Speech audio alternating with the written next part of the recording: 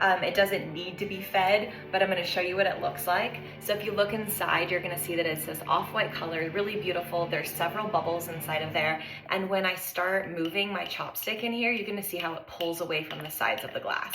That's a really good sign. It's healthy. It doesn't really need to be fed, but I'm going to. I also use a small container to pour the sourdough into. So here goes my starter inside, so you can see the consistency of it is really thick and healthy. Sometimes it would be a little bit more runny when you're gonna be feeding it, and that's okay. So I'm gonna put all of that inside of there. I use a separate mason jar and wash the other one out just because I'm really clean like that.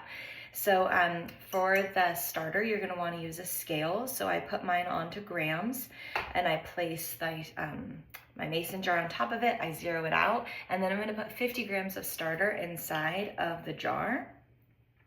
Just kind of eyeball it. Right now I'm at 35, so I'm gonna keep going.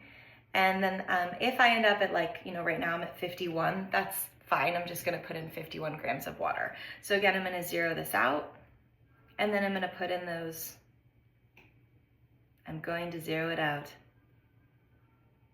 Finicky little thing. Also, I think that all scales are created equal, but this one's just driving me crazy lately. All right, so here we go. We're gonna add in our 51 grams of water. Keeping it kind of nice and slow because you can go over and that's okay, and then add in a little bit more starter.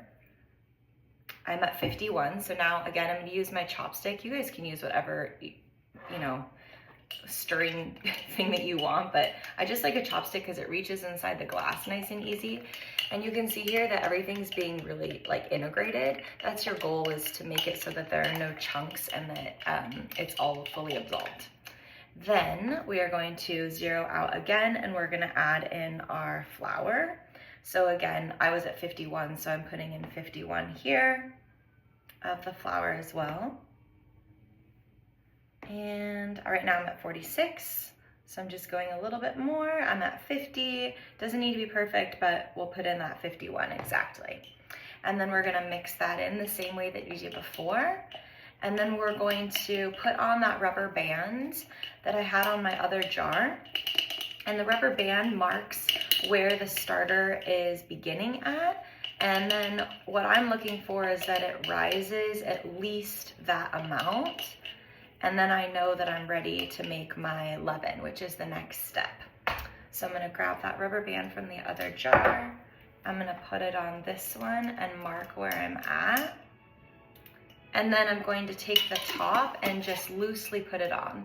If I put it on really tight, the gases don't have a space to escape from, and it can cause it to explode apparently.